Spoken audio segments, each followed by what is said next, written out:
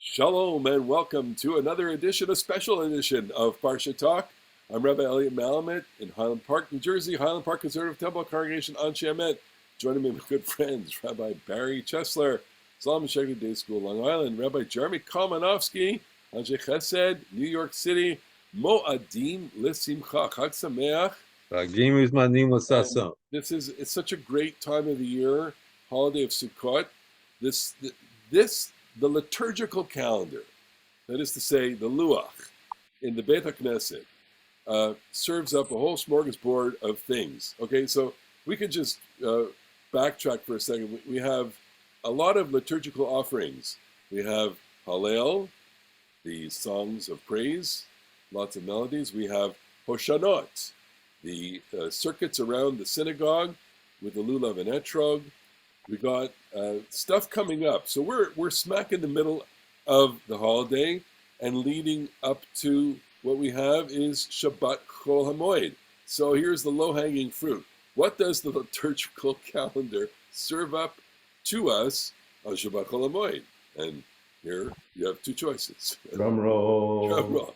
All right. Liturgical reading, par excellence, the book of Kohelet, the book of Ecclesiastes. Just to recap for everyone, we know that the five books, the five scrolls are associated with different holidays, and we can go through them, but we'll leave that for your own personal study. Kohelet, Sukkot. So I want to ask first the question, why? Why did we get this book now? And is there something about the tone of this book that may be conducive to autumnal thinking? Now, we are in North America, so we have an autumn. We are in the northern part of North America, but not the really northern. I mean, I checked the foliage. We leave that for the Canadians. I checked the foliage calendar, the foliage, whatever. There's a chart on where the leaves are turning. So we're almost at peak leaves. We got 1 or 2 weeks for. I mean, you've been to the Hudson Valley during peak season. It's spellbinding. It's absolutely breathtaking. It's really, I mean, to all of our listeners who are and viewers, if you have the opportunity to drive up to the Adirondacks or the Catskills or an area that is filled with trees, you will be spellbound. It's dazzling. But autumn makes us feel a certain way about life in general. So I'm going to ask Jeremy, can you give me Can I just say about that, the wonderful opening passage to Moby Dick, Call Me Ishmael, and he talks about, and he says, whenever I find myself growing grim about the mouth, whenever it is a damp, drizzly November in my soul, whenever I find myself involuntarily pausing before coffin warehouses and bringing up the rear of every funeral I meet. This is like the damp, drizzly November of my soul. Sukkot is like rejoicing, Zman Simchatenu, and we think at some level we think of the tremendous, bounty, the autumn bounty that a farmer in ancient Eretz Yisrael might have experienced. But for us North Americans and our Northeast North Americans, that Herman Melville, Massachusetts and New York guys, the damp, drizzly November in my soul. Here I am in New York, and it's raining, and you totally get the Kohelet is speaking to the damp, drizzly November in your soul. It's such an amazing book. So we have to add, though, that the season of the soul operates in two different ways. It is in the calendar year, as you pointed out, it's the time when the leaves are falling, but also it is, if I might say, an older man's approach to life, perhaps. So Jewish tradition ascribes 3 books to Melech Shlomo, to King Solomon: Shir HaShirim, love poetry written in his youth; Mishlei, the voice of seasoned wisdom as a middle-aged man; and Kohelet, perhaps a voice of despair or cynicism, even hopelessness, as an old man. And I think that as I get older, and I think I'm still older than the two of you, for a little while you're still older, yeah. That I find, Kohelet resonates in a certain way that it didn't when I was younger. Well, it's a popular book because it seems like someone wrote it today. Could you just give us your interpretation of the first verse? So Hevel Havalim Hakol Hevel. I'm never as good as Jeremy or you as putting verses, but the Havel idea, havalim amar koheret, havel havalim makol havel. Utter futility in the JPS translation. right? So I think that it's sometimes translated as vanity of vanities, but what occurs to me is that the Hevel that we meet first is Abel, the brother of Cain, and Hevel in that sense means evanescent or fleeting. Abel doesn't live long enough really to get a personality. He's like a wisp; he disappears in a moment. And I think that what Kohelet is saying, and it's spoken like an older man, that he's at the end of his life and there's nothing permanent. Everything slips away. The seasons come and go, but I am going to go. I am not going to come back. And there's a sharp distinction between nature, the heaven and the earth, that is forever in the biblical idiom, and me, who is not forever, and I'm plagued by what the meaning of my own life is as it comes to an end. Is he just depressed, or is he being, offering wisdom? I mean, there is, and we'll go into another verse that speaks to loathing life, but maybe there is something that, a person can reflect on life in many, many ways. I'm wondering, if this person came to me and said, "Oh, it's nothing to live for. There's nothing. It's all futile. It all evaporates." And to a certain extent, we'd have to agree with that person, because everything that Kohelet says is true. Nothing remains from of us after our life, except for, the people we leave behind, except for relationships, except for our values, and quite a lot of substantial things remain, but our physical beings do not remain. The question, like you said, obviously correctly. First of all, I do like this book. I like it somewhat. It's funny, Barry, you said that he's speaking to you more as an older person. Of course, as you correctly said, there is that age typology of Solomon's different compositions. Although I feel this one can also be, the anguished teenager. This stinks. Everything's so stupid. Nothing matters. And I think when I was younger, actually, I resonated to it in a different way. And at least this stage of my life, feel a little more alienated from his despair. But the question is, all those true things that you said, Kohelet, all those true things, that there is no necessary justice, that wise people don't end up better than than foolish people, and people, who work very hard to accumulate, material wealth can't necessarily retain it, and they can't pass it on. Sometimes they pass it on to their children. Sometimes their children are just goofballs and they blow it. And all those things are true. Now, what do you do with it? What do you do with that fact? What's your next step? Kohelet, varies, right? He varies, and sometimes he says, "So I hate life," and sometimes he says, "Listen, given all the unfairness, let's try to have a little bit of, whatever joy we can muster, even though we know that there's a lot of unfairness." I just want to quote the verse because it stings so bad. It hurts so bad, especially since, we've made such a case for choosing life. The Torah at the end, as we have said many times, is all about uvacharta v'chayim. And so I loathed life. Verse 2:17. For I was distressed by all that goes on under the sun, because everything is futile and pursuit of wind. So too I loathed all the wealth that I was gaining under the sun, for I shall leave it to the man who will succeed me, and who knows whether he will be wise or foolish, and he will control all the wealth that I gained by toil and wisdom under the sun. That too is futile. And so I came to view with despair all the gains that I made under the sun. So that's really hard. You can't just band-aid that. You can't just. Yeah, I think you can't. I think you have to dress it up with a French accent and an existential posture. So I think what he's saying is that the reward is not given, it's earned. we spend a fair amount of our life thinking we're going to find meaning as if that is a place we're going to get to. But that's not how life meaning works. Life meaning comes from within, not from without.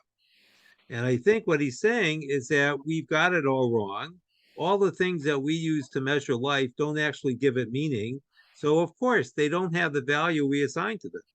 But what I like is the line near the end, because the call to action here is to write a book, even though it's very difficult. And as we know, as Kohelet reminds us, the writing of books is hard, but we have to assume, I think, at the end, Kohelet's going to sit down and write a book. And that book is going to be permanent.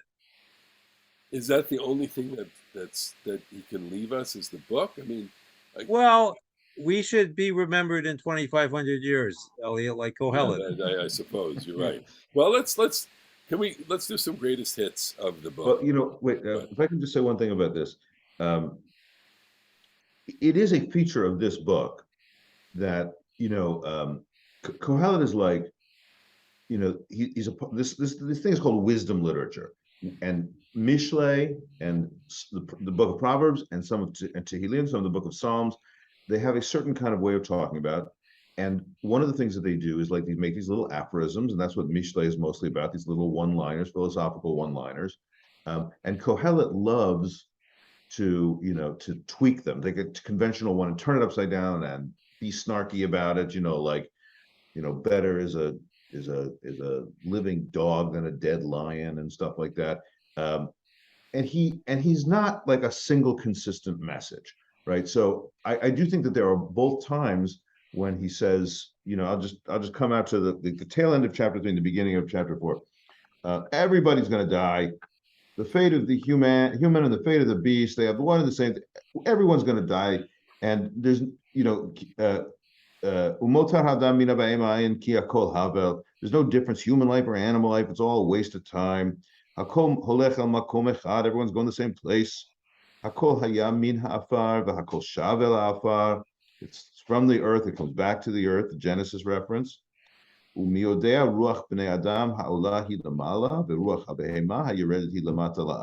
you know that, taking some sort of image of life after death, how do you know that human life endures and animal life just goes into the earth? And so then what's his conclusion?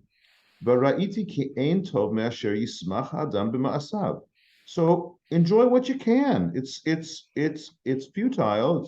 It doesn't amount to a whole lot, but at least you can squeeze a little joy out of this life. That's what your portion is.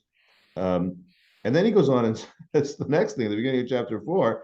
And then I thought about it some more, and I realized the tears of the oppressed with none to comfort them, and people who are oppressing them, and nobody comforts them. And I thought the best people are the ones who are already dead, because better than the people who are living now, because the people who are living now, they're just going to die, and they're just going to be dead like the people who are already dead. And the best people are ever is the ones who've never been born at all. Like, the guy who said, so try to have a little joy, then says, what's really good? Never being born. That's what's really good. So he is depressed. Well, we know that's an oxymoron, because you have to be alive to say it's better not to have been born. We're taking that with humor. I mean, I don't know if that's the proper way to read this. I think he wants to be taken deadly seriously, but we're in this conversation where we have laughter and joy, with regard, because at some point that is wisdom too. There is a certain reality to that. People do suffer in life. People go through terrible suffering and anguish, and sometimes reach that conclusion, which is better not. I'm better off not having gone through this. And occasionally I say to people, you may not understand it now. It may not be revealed to you, but there is wisdom in the terrible, excruciating period that you're in. It may not be disclosed to you. I mean, that may not give someone comfort, but it is an opening of some sort. Then, of course, I go dark humor and say, you think you had it bad. But people, I think, overwhelmingly cling to life. As bad as it gets for most of us, we want to wake up the next day. And Kohelet, I think, allows us to do that. And I Well, wanted to pick up on something Jeremy said when he mentioned Ruach Ben Adam, and he mentioned the reference to Breshit, where man comes from dust and returns to dust, because in Breshit, the Ruach Ben Adam is actually Ruach Elohim. The spirit comes from God. That's what animates the first man, as God breathes into him. And so we could call it the spirit or the breath of man, but it really belongs to God. And I think that's why we're talking before the show that maybe the last line is not as much of an attack on as we sometimes think, but is a legitimate conclusion to someone who has wrestled and now has put aside the struggle, and at least in my image, to go write his book, but he's reached the period of resolution. okay. Greatest hits, chapter 3. There's a That's the time greatest hit, for the everything. birds. A time for It everything. actually is. This one's actually a hit. It was There are more actually than a one hit, but person. I mean, so I think that's a great contribution to popular culture because they were able to popularize this part of the Bible, to everything, turn. It's and I want to say if there's one piece of the Bible that everybody should know, it's this. I mean, we do have our greatest hits of the Bible, show, okay, but I get more mileage out of this personally and professionally and as a Jew than almost any other passage in the Torah. I'm not sure that this is my personal passage. I mean, everyone has Sukkot shel Chaim, a verse of their lives. I'm not sure I would go that far, but it's in the Hall of Fame. Totally Well, involved. what's interesting, Elliot, is I think for us, who grew up after the 60s, it's in the Hall of Fame because we can't separate the song from the words on the page. It's such And a that's so such I think, no, and what I'd like to suggest is that it presents us with a singable text. And we talked a few weeks ago about how powerful music was. And sometimes music drives meaning in a way that words on a page cannot. so. Well, I love the fact, Barry, the fact that though I don't actually happen to love that the bird song or Pete Seeger song or whatever it is, but what you said is 1,000% correct about poetry, about music, and presumably most of the Tehillim with Shminit, whatever, Ali Asor, Ali Navel, they were musical as well. And the musicality of this, whether it has an actual musical instrument accompanying it or not, eight spod, the eight record, eight lachashot, eight daber, eight led, eight lamot. It's magnificent rhythm, and it is like there is real wisdom in what in your life there's going to be birth, there's going to be death, there's going to be silence, there's going to be noise, there's going to be dancing, there's going to be crying, and even for Jews in the 20th and 21st century, what do I hear in addition to Roger McGuinn? I hear that deep, gravelly voice of Yitzhak Rabin in 1993 saying, "Eight milchama, eight shalom." Signing the agreement with Yasser Arafat at the White House, saying there's a time for war and a time for peace. He as Arafat was too. I mean, Rabin is our warrior and Arafat was our enemy, but a warrior being able to say something about peace in this deep resonant passage is just amazing. Right, and of course, what it does is it frames life and tells another message of Kohelet that things are not going to stay the same for your whole life. You're going to go through periods in your life that are very difficult. You're going to go through periods that are very exulting and full of elation.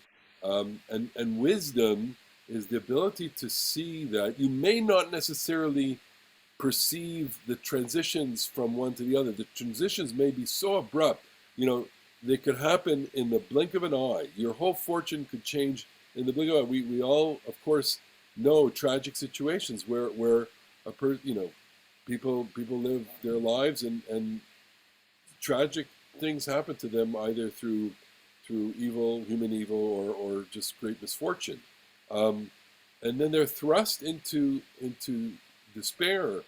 But being able to be reminded that you may not necessarily live out your whole life this way. There may be you may not be able to see it right now, but there is light for you somewhere. Well, what I would add, Elliot, is that I think what sometimes accounts for the despair in those situations is that the person going through them thinks that he or she is being singled out. Yeah. And what Kohelet reminds us is that you're not being singled out. This is part of life. It's a package deal, and there are great things, and there are also terrible things. And hopefully, we're able to manage the terrible things. But most of the time, the terrible things are not because we did something wrong. It's because something wrong happened to us. It's very And that could be a source of comfort. Something painful and even not necessarily wrong. I mean, there's the tragic quality. Well said. You know, you can say, can we say, you say about greatest hits. I really love before the very, very, very, very, very end of Kohelet, which in my opinion slightly is a kind. I think it's probably a tack on. Somebody put a little pious ending on the cynicism or the harshness of the book. But in chapter 12, there's this incredibly lovely. In the end of Tractate Shabbat, and they really expound this as a description of old age in the Talmud. But just in chapter 12 itself, there's this incredibly poetic description about getting old and dying. So he says, "Uzachor et borecha biyom bachuratecha." Remember your creator when you're young, or remember your full createdness when you're young, before the days of sorrow come and those years arrive of which you will say, I have no pleasure in them, before sun and light and moon and stars grow dark, before the clouds come back after the rain, when the guards of the house become shaky and people of valor are bent over, and the maids that grind grow few, the ladies that peer through the windows grow dim. Nobody's flirting with you. Nobody's wants to see you anymore, and the doors to the street are shut, and the noise of the handmill grows faint, and the song of the bird grows feeble, and the strains of music die down, and one is afraid to walk on the road. Though the almond tree may blossom, the grasshopper is burdened, whatever that means. But a person sets out for their eternal home, and mourners walk around the street before the silver cord snaps, before the golden bowl crashes, before the jar is shattered at the spring and the jug is smashed at the well, and the dust returns to the ground as it was, and the life breath returns to God who gave it. There you really have, Barry, that Breshit. You get the gift of the life breath, but like this gift, you're going to have to give it back someday. I just think that chapter 12 to me is like, just stand up and applaud on this one. It's so full of despair. I'm not. Look, it's. You want to cut Kriya for that one, or do you want to applaud? I mean, as a piece of art, I want to applaud. Of course. As a lamentation. So I think that sometimes when we give voice to our greatest fears, it allows us to get a handle on it. Yeah. And that's what I see happening with Kohelet. I think we mentioned last week that Sukkot in the agricultural calendar is a time of great anxiety, because once the harvest is in, you're forced to think about the coming year. And the circumstances of Eretz Yisrael is you kind of know what the coming year is going to be like before you plant, because most of the rain should have fallen already. Right. And if it hasn't, it's going to be a tough year. And so you worry. And you have to take a step back and say, this is my life at this moment. I have to rejoice. So go back to the first question I had, which is, why Sukkot? Why? And maybe, I mean, if I can try this, I've been thinking about the whole theme of, boundaries and zones. I give a whole sheet about this in my shul, and that the Sukkah itself is a very unique kind of zone. It's a public-private zone. It's a buffer zone. It's a heaven-earth zone. It's a temporary zone. It's not permanent. It has all of that feeling about it. So maybe what we're saying with this book is we're entering a zone in which we are recognizing life is fleeting. We're recognizing that there are pursuits in life that we all need to make, that sometimes they can be quite meaningless. And that, as it said, enjoy your life with the one you love. May your clothes be always laundered. Always wear beautiful things. Enjoy your life. I mean, there's a lot of life affirmation in this when we recognize that the cycle of nature is changing. The leaves are falling off the tree here in North America. That it's getting a little fragile. It's getting a little cooler. I mean, we happen to be doing this on a day that's not very pleasant, and there is a lot of crushing morosity.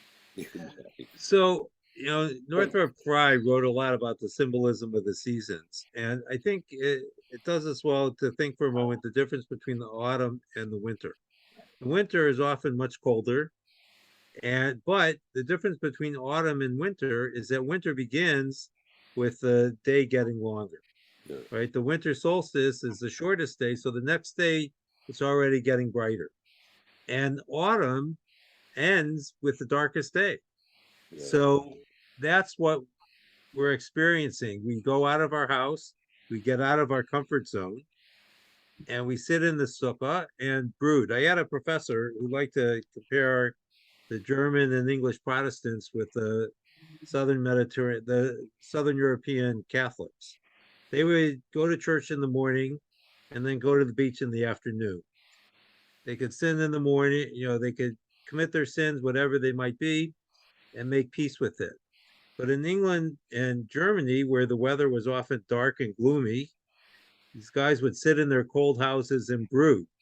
And that's how you got John Calvin, among others, because there is not a lot of joy. And Sukkot tries, in a sense, to replicate it, but to give us some hope. And I think the hope, ironically, comes in the Ushpizin, because the one person we might have expected that's not there is Shlomo, yeah. right? We stop with David. Shlomo was not. Do you think, by the way, I mean, um, that what you just said about, the Southern and Northern Europeans, like, is there some Ashkenazi Sephardi thing going on here? Like, because this religion obviously is a an Eretz Yisrael origin, and it's got the climate of of the Holy Land, and like, are the Lithuanians the way they are because it's Lithuania? Like, Oh, I think there's something to be said. I mean, the whole idea, of the Shabbos goy comes from living in a place where it's too cold not to have heat, yeah, right? And they didn't have that in the Mediterranean, as far as I could tell. I don't know if I said this to you when we were talking about Rosh Hashanah Yom Kippur, but there was he actually wasn't such a maskil. He was a very traditional guy, but Shlomo Yehuda Rappaport, known as Shir, made the observation that Ashkenazi piyutim, mostly coming from ancient Eretz Yisrael, are Am Yisrael piyutim, or the Tosafists, who like the Crusader Chronicles. They're about Am Yisrael, and the Sephardi piyutim are like about the individual soul of Gavi Rol and Halevi and Ibn Ezra and stuff. And Shir said that that there's like just a very different, the Ashkenazi piyutim, the Ashkenazi synagogue poems express something about the national identity, the national journey, the national suffering, but don't really, speak of the individual person's experience. Whereas the Sephardi thing is not really about, I mean, it's about galut. It can often be about exile and suffering, but it's really more about the longing and fear and joy and, you know, uh, enlightenment and depression about the individual speaker. I thought that was amazing. That is very insightful. Can we spend a few minutes to talk about Simplest Torah? Something happy. Where's the joy in that? There. I no. So we only have a couple of minutes left. So the liturgical calendar. This is Shabbos Chol Hamoed coming up, and so we're going to read Kohelet and all that. Then we got Shmini Atzeret, and then with all of its liturgical heft to it, the prayer for rain, which, as you mentioned, Jeremy, that we're tied into the cycle of nature, the climate cycle in the land of Israel, and the unique diaspora manifestation of the conclusion of this, which is the second day of Shmini Atzeret, Simchas Torah in Israel. They layer everything on top of each other. Shmini Atzeret and Simchas Torah one day. It makes it very complicated when you go from Yizkor to Hakafot in Israel. And of course, Yizkor being... Well, it's like Yom HaZikaron to Yom Right. HaShmud, only in the 10 minutes instead of a few Exactly. hours. We know that these things are late additions in Judaism. The whole Simchas Torah festival doesn't really arise till really late in Jewish tradition. I'm thinking like even in the Renaissance period or No, something I like think earlier. I think the earlier. 1300s, something like that. Okay, so I'm as I said, I've been thinking about boundaries and zones, and what I can't get over, and it's just such a uplifting time every time we experience this is the end and the beginning. That we reach the end of Torah through the chanting of the final verses of Zokra Habracha. We have our rituals for that in the synagogue, children, people, everybody getting a liot. And then we start over again. No, we do more than that. There's a Right. kind of geometric genius here because Kohelet strikes many of us as a Greek book, right? And there's belief that it was influenced by Hellenism. And in Greek mythology, the central symbol is the circle of life. Things come back to where they were. The people come and go, but everything returns to its place. But the Jewish symbol is the spiral.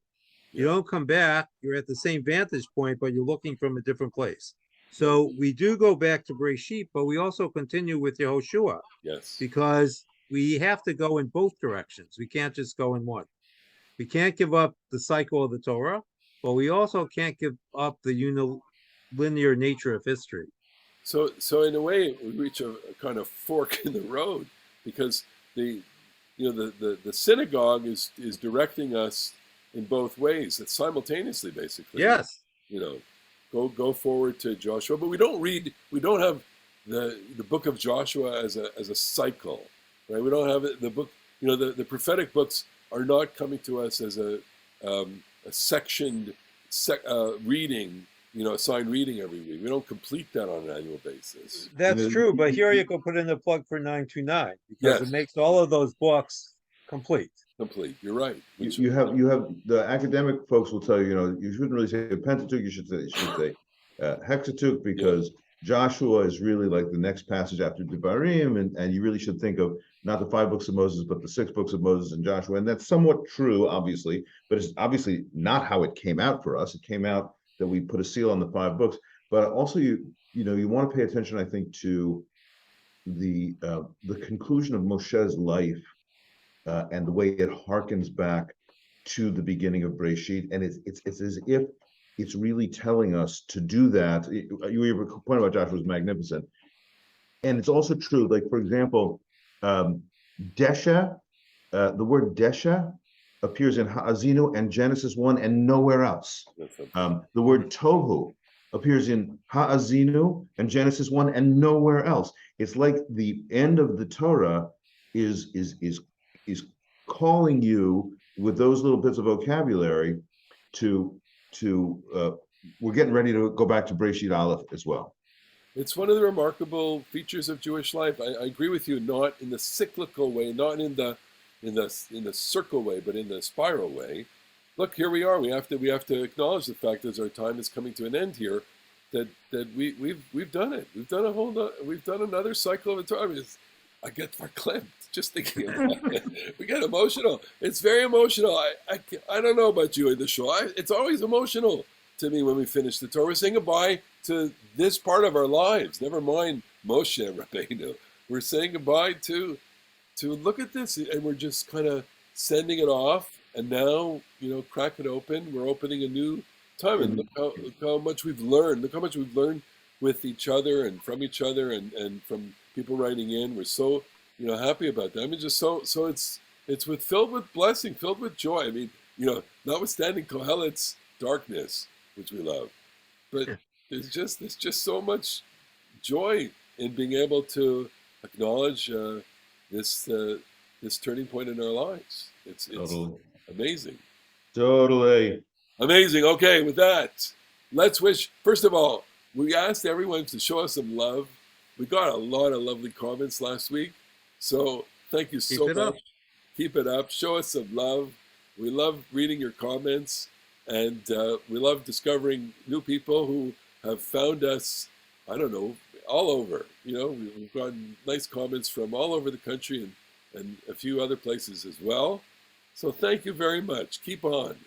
And to everyone, we will see you all on the next edition, which is Breshit. A Breshit edition. Chag Sameach, Good Yontiv, and see you all. Shabbat Shalom, Chag Sameach.